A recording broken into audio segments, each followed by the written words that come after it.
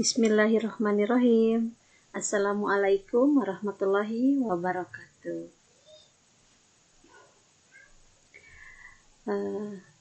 Puji dan syukur kita panjatkan kehadirat Allah Subhanahu wa Ta'ala, bahwasanya alhamdulillah pada hari ini, hari Kamis tanggal 30 April 2020, kita bisa sama-sama berkumpul dalam kegiatan VCT batch 615 Jawa Barat. Nah, pada hari ini insya Allah saya akan memaparkan materi yaitu tentang mendidik anak ala pendidikan nabawi. Nah, pada kesempatan kali ini insya Allah saya menjadi presenter. Nama saya adalah Desustri Pusilawati, SPDI SPD. Tempat tanggal lahir saya di Bandung, tanggal 19 Agustus tahun 1984. Kemudian saya tinggal di kota Bandung, tepatnya di Jalan Ciumbulit nomor 13. Kemudian tempat tugas saya yaitu di SDN 111 Pindad, Kecamatan Kiara Condong, Kota Bandung. Baiklah, untuk mempersingkat waktu, saya di sini sebagai presenter akan memaparkan materi yaitu tentang mendidik anak ala pendidikan nabawi. Sebelumnya saya ucapkan terima kasih kepada seluruh partisipan yang hari ini dapat mengikuti kegiatan sesi saya pada hari ini. Kemudian saya ucapkan terima kasih banyak kepada Ibu Instruktur, Ibu Nursida bersama Ibu Tin yang menjadi PJ wilayah. Terima kasih atas bimbingannya. Baiklah, saya akan mulai memaparkan materi mendidik anak ala pendidikan nabawi. Sebetulnya apa itu pendidikan nabawi? Nah, apa itu pendidikan nabawi? Pendidikan nabawi itu yaitu pola pendidikan yang diberikan baginda Nabi Muhammad SAW. Di antaranya pendidikan berbasis keimanan dan pemantapan akhlak, sehingga lahirlah insan-insan yang berbudi pekerti mulia karena akhlaknya dan menjadi pribadi yang mampu mengendalikan dirinya. Karena apapun yang dilakukan, maka akan dimintakan pertanggungjawabannya oleh Allah Subhanahu wa Ta'ala. Artinya, baginda Nabi Muhammad SAW dalam mendidik kepada anak-anaknya, bahkan kepada cucu-cucunya, itu selalu berbasis kepada keimanan, tentunya dengan akhlak, sehingga lahirlah manusia-manusia yang memang memiliki budi pekerti yang baik sesuai dengan sunnahnya Rasulullah SAW. Kita sebagai manusia tentulah menyadari bahwa kita ini diciptakan oleh Allah Subhanahu wa Ta'ala, mulai dari ujung rambut sampai ujung kaki, itu pasti akan Allah tanyakan pertanggungjawabannya. Digunakan untuk apa semua anggota tubuh yang telah Allah ciptakan ini selama kamu hidup di dunia? Maka dengan pendidikan nabawi ini, yaitu pola pendidikan yang diberikan dari Nabi Muhammad SAW, tentunya menjadi dasar kita mendidik anak kita sendiri di rumah. Nah, contohnya jika saya sebagai guru akan saya terapkan kepada anak-anak didik saya di sekolah. Jika kita di rumah, tentulah kita pun bekerja sama dengan suami, karena saya sebagai istri berarti dengan suami bekerja sama untuk mendidik anak kita sendiri di rumah. Mengapa mendidik harus dengan ala nabawi? Nabi Muhammad adalah sosok paling diteladani kebaikannya yang tiada bertepi, kebenarannya, kecakapannya dalam berperilaku, bergaul, memimpin, bahkan mendidik orang-orang di sekitarnya termasuk anak dan cucu-cucunya. Pendidikan nabawi ini tentulah sangat penting karena Nabi Muhammad merupakan sosok yang paling diteladani, uswatun hasanah, contoh yang baik bagi siapapun. Ketika Nabi Muhammad bercakap atau berperilaku, maka Nabi Muhammad pastilah mengeluarkan ucapan dan perilaku yang baik. Begitupun dengan bergaul, meskipun temannya orang-orang yang memang membenci beliau, tetapi Nabi Muhammad selalu bergaul dengan baik, tidak memandang dengan siapa, di mana beliau bergaul, tetapi memang tujuannya untuk demi kebenaran agama Islam, maka beliau sangat berani mendidik dengan ala beliau. Sebagai contoh, beliau berhasil mendidik Sang Umar bin Khattab. Siapakah Sang Umar bin Khattab? Sang Umar bin Khattab itu kalau dibicarakan zaman sekarang itu seperti preman pasar gitu ya. Jadi premannya yang kuat, yang siapapun bertemu dengan seorang Umar itu merasa takut karena kerasnya, kemudian kejamnya Umar bin Khattab ini. Tetapi Nabi Muhammad berhasil mendidik sang preman ini atau Sang Umar bin Khattab ini menjadi seorang khalifah yang menjelma di negaranya, menjadi kepala negara pada zamannya. Kemudian Rasulullah mendidik Khalid bin Walid. Siapakah Khalid bin Walid? Khalid bin Walid ini dia adalah jagoan di sebuah daerah kecil, Khalid bin Walid ini. Tetapi Rasulullah mendidik Khalid bin Walid ini menjadi seorang jenderal yang pada zamannya itu tak terkalahkan. Kemudian Rasulullah pun mendidik seorang Salman Al-Farisi. Siapakah Salman Al-Farisi ini? Beliau hanya seorang petani yang suka menanam dan merawat kurma. Tetapi Salman Al-Farisi ini berhasil menjadi seorang gubernur pada zamannya. Kemudian contoh yang terakhir adalah Abdullah bin Mas'ud. Siapakah Abdullah bin Mas'ud? Dia hanya seorang penggembala kambing.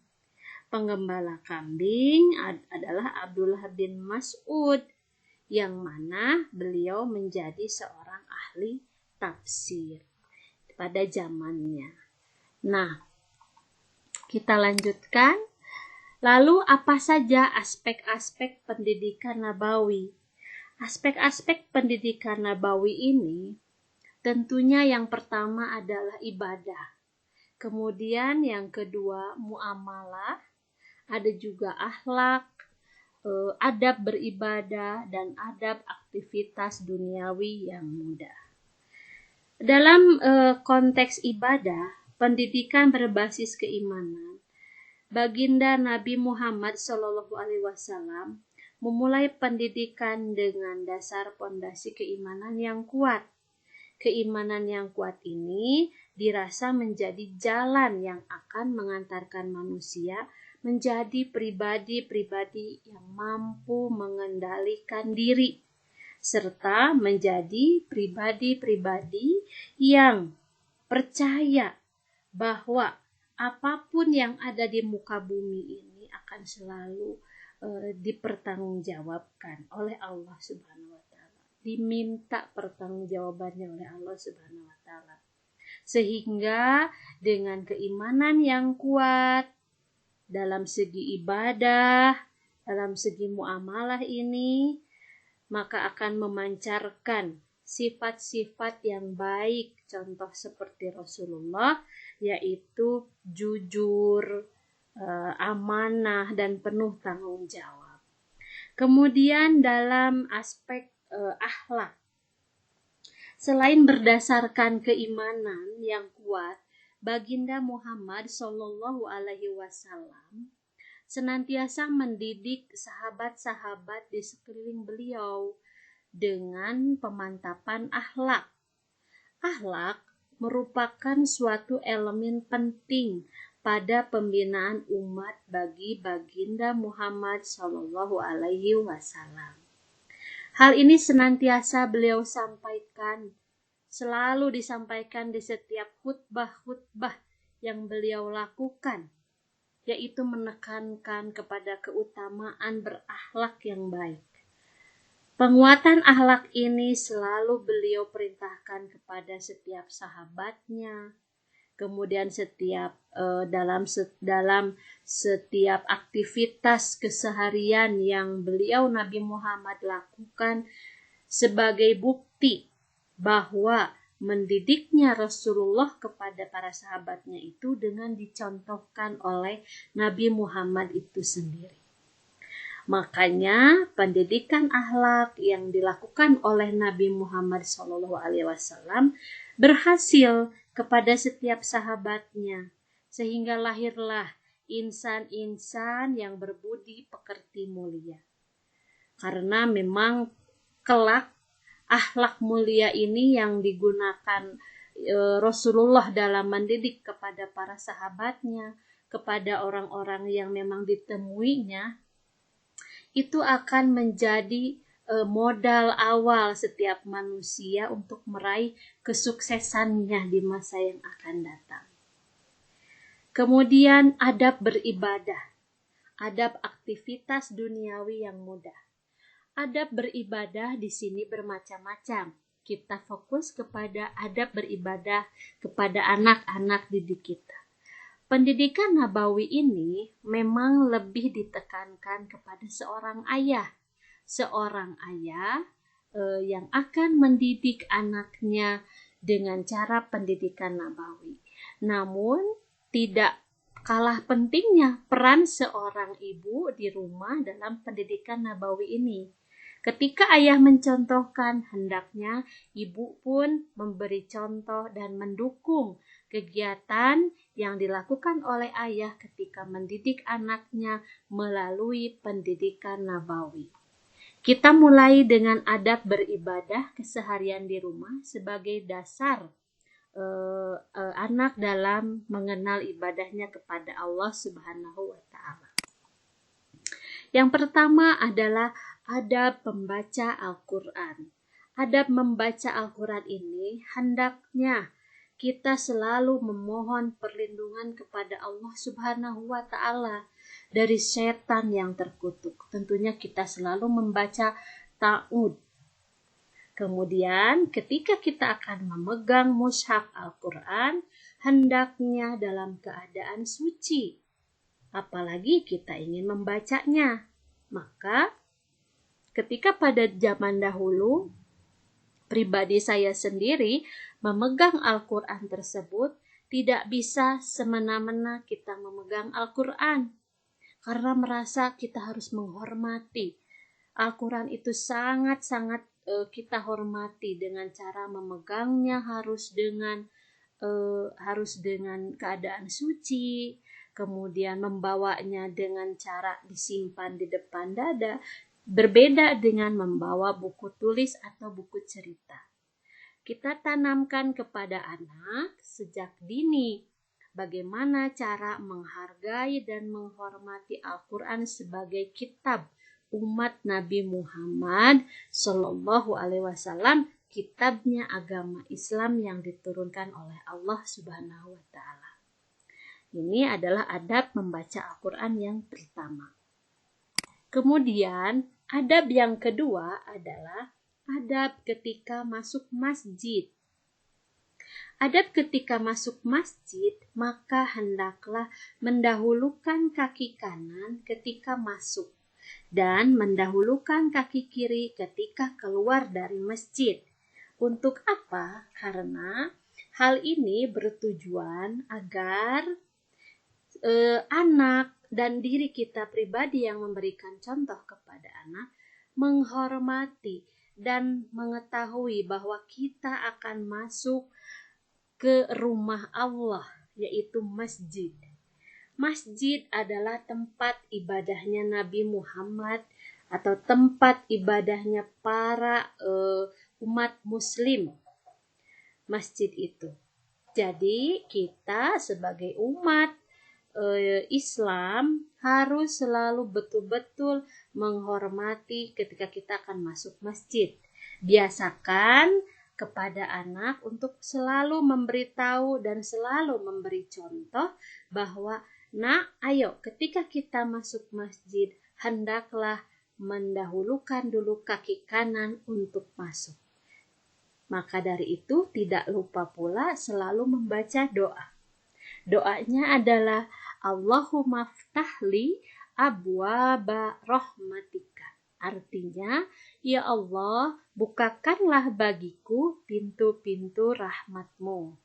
Ketika sudah selesai akan keluar dari masjid, maka mendahulukan kaki kiri ketika keluar. Dan doa pun ada, Allahumma ftahli abwaba fadlika. Itu adalah doa ketika masuk masjid atau adab ketika masuk masjid dan keluar masjid. Dan jangan lupa pula selalu menjaga suci, yang artinya kita harus masuk ke dalam masjid selalu dalam keadaan suci atau bersih. Kemudian yang selanjutnya adalah adab masuk dan keluar rumah. Adab masuk dan keluar rumah dengan membaca doa. Rumah adalah rumah kita adalah rumah yang memang harus selalu kita jaga dan harus kita selalu kita hormati. Kenapa harus dihormati? Karena kita tinggal di rumah tersebut. Keluar dari rumah kita pun harus berdoa. Maka dari itu, adab masuk dan keluar rumah harus membaca doa yang artinya, ya Allah, aku berlindung kepadamu agar tidak sesat dan disesatkan, agar tidak berbuat zalim dan dizalimi, agar tidak berbuat bodoh dan dibodohi. Maka doanya adalah Bismillahi walajna wa bismillahi kharajna wa ala rabbina tawakkalna, yang artinya dengan nama Allah aku masuk rumah dan dengan nama Allah aku pula keluar rumah dan kepada Allah aku berserah diri. Maka setiap kita akan keluar rumah ataupun masuk ke rumah, hendaklah selalu memberi contoh kepada anak bahwasanya masuklah dengan adab yang baik, sehingga anak akan terbiasa ketika masuk dan keluar rumah. Berarti ketika masuk tidak masuk begitu saja, ketika keluar rumah pergi begitu saja, tidak. Meskipun ini dasar, tetapi memang harus dari awal supaya anak bisa terbiasa dengan baik. Kemudian yang selanjutnya adalah adab tidur dan bangun tidur. Adab tidur dan bangun tidur, Rasulullah selalu mencontohkan. Selain berdoa, selalu kita dengan cara berwudulah terlebih dahulu ketika mau tidur. Maka ajarkanlah kepada anak untuk selalu bersuci atau berwudu dulu ketika akan tidur. Adab tidur ini Jika sudah berwudu, maka rapihkan tempat tidur kita sebelum kita tidur, melaksanakan tidur. Nah, doa sebelum tidur adalah kita ajarkan kepada anak-anak, Bismika Allahumma ahya wa amut. Yang artinya, dengan menyebut namamu ya Allah, aku dihidupkan dan aku dimatikan. Ketika bangun tidur pun kita harus membaca doa. Doa bangun tidur adalah Alhamdulillahilladzi ahyana ba'dama amatana wa ilaihin nusur. Segala puji bagi Allah yang telah menghidupkan kami sesudah mati. Sudah mati ini berarti membangunkan kami dari tidur, dan hanya kepadanya kami dikembalikan. Maka ketika anak merasakan adanya adab tidur dan bangun tidur, selain merasa tenang, merasa bersih dirinya, malaikat pun insya Allah akan mendoakan anak selama tidur. Bahkan bukan hanya anak kita saja, kita pun jika terbiasa membacakan doa seperti itu, insya Allah Nabi Muhammad akan mendoakan umatnya dan malaikat pun akan melindungi kita selama kita masih tidur. Baik, yang selanjutnya adalah adab mendengarkan azan. Adab mendengarkan azan ini, ketika suara azan dikumandangkan, hendaklah biasakan mengucap seperti yang diucapkan muazin. Bagaimana ketika muazin melantunkan Allahu Akbar, maka kita ajarkan kepada anak, ayo nak, suara azan sedang dikumandangkan, maka didengarkan dengan telingamu dan diikuti ucapan muazin. Ketika muazin mengucapkan Allahu Akbar, hendaklah kita dan anak juga mengucapkan Allahu Akbar. Ketika muazin mengucapkan kata-kata suara azan yang lain, maka kita pun dan anak dibiasakan untuk mengucapkan. Jadi Allah menciptakan telinga kita untuk mendengar, bukan hanya mendengar obrolan siapapun saja, bukan hanya mendengar pembicaraan siapa saja, atau mendengarkan lagu dan mendengarkan hal-hal yang lain, tetapi yang lebih utama adalah dengarkanlah suara azan, karena ketika mendengarkan suara azan merupakan panggilan kepada setiap umat manusia untuk melaksanakan ibadah. Jadi azan itu adalah panggilan kepada seluruh umat muslim untuk melaksanakan ibadah. Jika kita mendengarkan azan dengan seksama, maka itu adalah kewajiban kita untuk melaksanakan ibadah pada saat itu juga. Setelah menyelesaikan azan, anak dibiasakan untuk membaca sholawat Nabi Muhammad SAW. Allahumma sholli ala Sayyidina Muhammad. Kita mendoakan Nabi Muhammad. Nabi Muhammad pun akan selalu mendoakan umatnya yang telah membacakan sholawat baginya. Kemudian adab yang selanjutnya adalah adab mengendarai binatang tunggangan. Binatang tunggangan pada zaman Rasulullah adalah seekor unta. Ada unta, kuda juga ada. Tetapi pada zaman sekarang, mengendarai binatang tunggangan selain ada kuda, kita pun bisa untuk ketika mengendarai kendaraan. Ketika kita akan naik kendaraan, baik berupa roda 2, roda 3, roda 4, ataupun naik bus, kereta, pesawat, semua, hendaklah membaca takbir 3 kali. Membaca takbir 3 kali, Allahu Akbar, Allahu Akbar, Allahu Akbar. Kemudian jangan lupa untuk membaca doa. Doanya adalah Subhanalladzi sakhkhara lana hadza wa makna lahu muqaribina wa inna li rabbana lamunqalibun. Itu adalah doanya. Kemudian yang artinya Maha Suci Allah yang telah menundukkan kendaraan ini bagi kami, tidak kuasa menundukkannya, dan kepada Allah kami akan kembali. Seperti itu. Setelah adab mengendarai binatang tunggangan, kita akan lanjutkan dengan adab berdiri dari majelis. Ketika kita berkumpul dalam suatu majelis, dan hendaklah kita selalu berkata dengan baik agar ilmu yang didapatkan tidak sia-sia.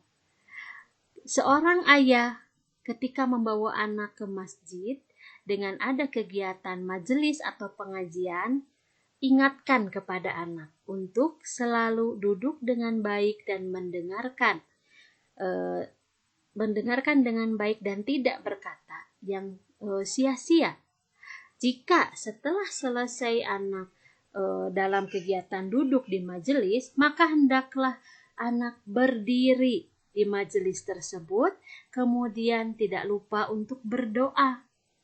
Berdoanya adalah Robbik firli wa tub alayya innaka antat tawwabul ghafur. Yang artinya, wahai Tuhanku, ampunilah aku dan terimalah taubatku. Sesungguhnya Engkau Maha menerima taubat lagi Maha pengampun. Nah, ketika anak-anak berada di majelis, memang seharusnya dibiasakan untuk selalu duduk dengan rapi, berbicara dengan sopan dan baik, dan setelah selesai kegiatan majelis, berdiri kemudian berdoa. Itu adalah kebiasaan yang baik yang diberikan atau yang dicontohkan oleh Nabi Muhammad SAW. Kemudian setelah itu ajarkanlah doa menghadapi musibah, kegelisahan dan kesedihan.